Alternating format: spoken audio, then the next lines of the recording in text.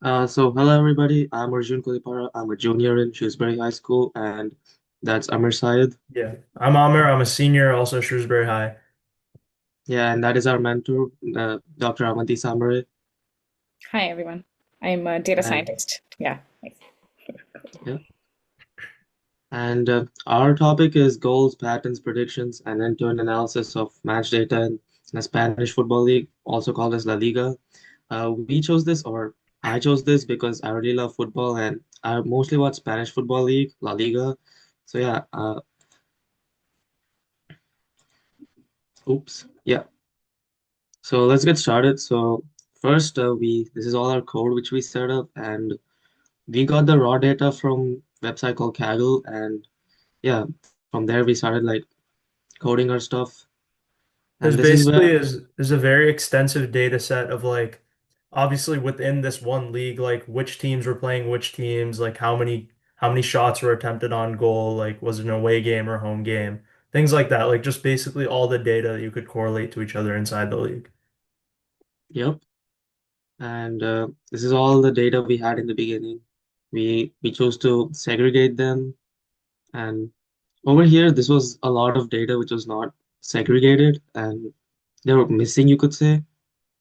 Yeah, and after that, we like kind of based them on number or category, and we started making graphs. And this was our first part where we saw like which one have missing data or not, and attendance has a lot of missing data and notes. Well, mostly because we didn't really know what notes were, and referee because it's honestly not a great league, so they don't keep track of all stuff. And yeah, and then we started like categorizing which are based on numbers and which are based on categories. So float 64 and stuff are numbers and objects are not numbers. And yeah, this is our if you're familiar with statistics, you'll know that these are like the summary of those numbers. And yeah, so and so. And then we started extending our data on the games which have this is a game of 5 years of the league phase from 2019 to 2024. So these were like some few games which we handpicked. They're pretty interesting if you look through them all, and there are a lot of yeah. And then we started making graphs like distributions at a glance. This was all our code, and you can see the graph here. They're all the unnamed graph, how much we have, and the counts and stuff. And the GF is goals for so which team scored like how many goals and stuff. So you can see like how many times in those 5 years they'll score 4 goals or 2 goals. And GA is goals against like how many times they conceded and stuff. XG was the expected prediction goal count, and XGA was assist prediction. This was their possession and attendance. Yeah, so basically, and as I said, like a couple codes ago, we didn't have any data on notes, so there was no notes data graph. And this is all the times when like those games happen. A lot of times the game happened on this day, like not on that year, but yeah, on those date in multiple other years. And as you can see, this is only on La Liga, so there's only one bar. And what moves together? So basically, this is a correlation heat map. So all the stuff which are dependent on each other. So there's a yellow diagonal line because each stat is dependent on each other, and that's how like football works. Like you can take example like uh let's see XG and XG. Well, they're obviously really dependent on each other. That's why there's a straight yellow line with high correlation. Yeah, so the And yellow then line is perfect, like 1.0 correlation. So obviously if you have all the variables on either side, like the perfect correlation would be when the variables are the same. But in terms of like uh certain variables that had high correlation that weren't the same, you could take, for example, like penalty kicks and penalty kicks attempted, because those two things are clearly correlated with each other, where the amount of penalty kicks scored is extremely dependent on how many were attempted per game. yeah, And these are the formations. We started putting all the formations which played in La Liga those 5 years. And some of them were repeated, like you can say 4-2-4-0 and 4-4. They're the same thing. And yeah, this is again our handpicked game matches of the data. And we started clearing the data again, and the only thing which was left was referee. Well, we couldn't get them. And yeah, now I'll hand it to Amir because he's gonna take it from here. Okay, so one of the things we thought would be interesting would be seeing how different formations would correlate with like winning and losing. So this table down there, if you could scroll down a little bit farther, you can see that it shows ordering like highest to lowest number of each formation, how many wins it has. So it would theoretically give you a good idea of like which formations are best statistically for winning, but it also you also have to account for the fact that some formations are a lot more common than others in soccer. So you'll see some like at the very bottom of the table which will have one win, but it's also possible that formation was only used once because 4-2-4 means four defenders, which is a very uncommon formation in soccer. And then again, like total losses, right? Same concept, but with losses, and you would again theoretically see you would theoretically see which formations would cause a team to lose the most.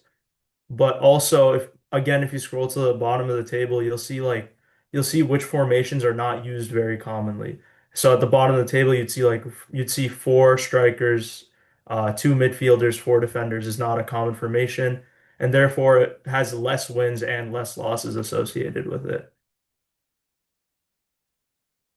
And then again, this is another graph of number of wins per formation. We had it in table format, and obviously it's a lot easier to interpret the data and kind of visualize when you have it in a bar graph format.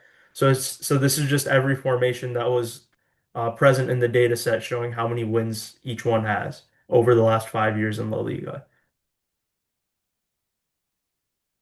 And then once again, same concept with number of losses. Graphs are always helpful because you want to be able to visualize. You can see the numbers in the table, but when you have bar graphs next to each other, you can kind of see how big, like the magnitude of the difference between the different variables. So it's good for visualizing like actually what the difference between different formations was in terms of wins and losses. And in soccer, you have wins, losses, and draws because not all games will go to penalty kicks, right?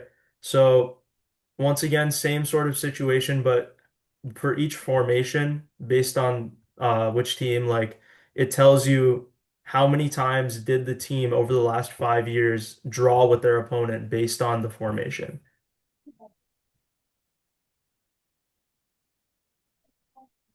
And this is So yeah, just a grid view. this is all of that data in one table so you can see everything next to each other. So you can also see here which formations are used more commonly. For example, 4-4-2 has over 350 for all of them, wins, losses, and draws. So it's very obvious that that was the most commonly used formation. And as you scroll down the table, you'd see formations that are used less and less. So here it is the results per formation, but the bars are plotted next to each other, with win being purple, draw being a pinkish color, and then loss being an orange. And you can see this is better for visualizing how helpful each formation was. Because you can see the numbers in comparison to itself rather than in comparison to other formations. So you could calculate win percentage with that formation rather than just raw numbers. So you would maybe see that the formation with the most wins, 451 wins, it's a higher win percentage than the formation that's 19 the I mean sorry. You would see that like the 4-4-2 would have a higher win percentage than 5-3-2, and you're able to compare that data because you can calculate percentages rather than just raw numbers. So once again, we have this we have this table where it's sampling five random matches, and it tells you like the time that the matches start. So you could see just based on random sampling, you could probably assume that 9 o'clock and 6:30 are common match start times in La Liga. And you can also see like the referee names, and it just gives you like a good idea of what the general trends in La Liga might be based on a very small sample. And then once again, attendance. We found that this table is like count of attendance per match, just like average count, mean, standard deviation, things like that. So the five number summary. And what this would tell us is we could find out from here whether attendance has any correlation with how many wins a team has. So you could see these people always talk about home field advantage or home court advantage. But with this data, you can actually see if that is a true statement, that having more attendees in your home stadium helps you with winning. So here what we would do is we'd split the data. Could you scroll up a little bit? Oh yeah.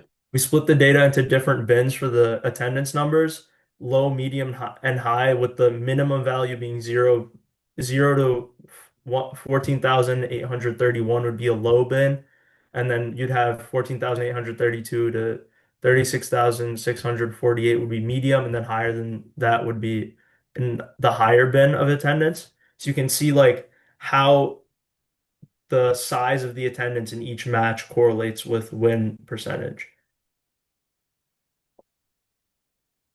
So yeah, you can see the match results by spectator category. So it tells you low, medium, and high, draws, losses, and wins. And you can see that um, for the high category, you would have 326 wins versus 97 losses in the entirety of the data. While in the medium category, even though it looks like more wins, there are also way more losses. So just by looking at that summary, you can kind of estimate that maybe having more attendees in a home stadium does affect winning because of some mental aspect of the game. So we have more attendance data, and if you scroll up a little bit, we have a chi-square test. Scroll down to the chi-square. Yeah. So what this does is chi-square test you can use to analyze statistically with math whether there is a correlation between the two variables. Because just looking at numbers, you can't assume. So the way that chi-square works is if you calculate the p-value and it's less than 0.05, there is significant correlation between the variables. But if it's greater than or equal to 0.05, there isn't any statistical like difference or any statistical uh significance in like the difference in attendance. So when the code calculated it, it found that the p-value for the data set for attendance was way lower than 0.05, and therefore we could conclude statistically using math that there is a very significant relationship between the number of spectators and the match result, and that home field advantage does actually exist in La Liga based on data from the last 5 years. And what we have here is just another bar graph of distribution of like wins, losses, and draws based on the attendance bins. So you can see that if you compare in high attendance, if you compare how much bigger the wins bar is compared to the draws and losses for high attendance versus doing that for the other bins, you'll see that there's a much higher win percentage when there's high attendance in a home stadium versus medium and low attendance. And here we have basically what we're going through is we're just picking apart the data, seeing how stuff correlates. So if Arjun wants to take over here, because I'm not very well versed on like the actual statistics of soccer, but if he wants to take over just to explain. Yeah. So obviously here, as Amir went, how attendance is really important for win rates because of the cheering and stuff. We just took another sample and show like the games which was won and how good the to prove how good the chi-score results were. And yeah, like over here as well, like shot conversion accuracy, we use like data model to confirm them and stuff. We can just run it really quick. Yeah, and so And this is the confusion matrix. It concludes like how it predicted and stuff. So you could say that it predicted pretty accurately because the number of wins it had and the number of wins it predicted were pretty even. So yeah, So it didn't, if you could scroll back up to the confusion matrix, what you would see in the data is it didn't output any false wins or false losses, I guess, false positives or false negatives. But what it did struggle with a lot was draws. And a reason for that could be not all soccer matches, if they tie at the end of full time, not all matches will go to penalty kicks to decide the match. Sometimes it'll just end in a draw. So what would happen is that the model would calculate it'll see the score of, let's say, 2-2 and would assume that that match was a draw even though it went to penalty kicks after and then one team scored more. But that those penalty kicks aren't factored into the match score in like box scores for soccer. So the data itself wouldn't pick that up and the model would make mistakes there. yeah. So that is pretty much it, and this is like the code for that. And this is one specific team, Barcelona, in that year, 2020. So that was pretty bad season for them, and you can see because the graph is like pretty all over the place. So yeah, we can. Well, if you see it like if you search it up somewhere and see the numbers, you won't really understand why they had a bad season. But if you see here, you can see like they were pretty inconsistent and stuff. So what basically Barcelona that year they were second in La Liga, but the issue was like Arjun was saying you wouldn't be able to tell from just searching up the rankings. The reason for that is it does tell you oh they were second, they were one game behind the first team, but like Arjun said, they were very inconsistent in their offense as you can see in this graph. Like goals for and goals against, their goals for spikes from 0 to 5 constantly, and there's no consistent trend.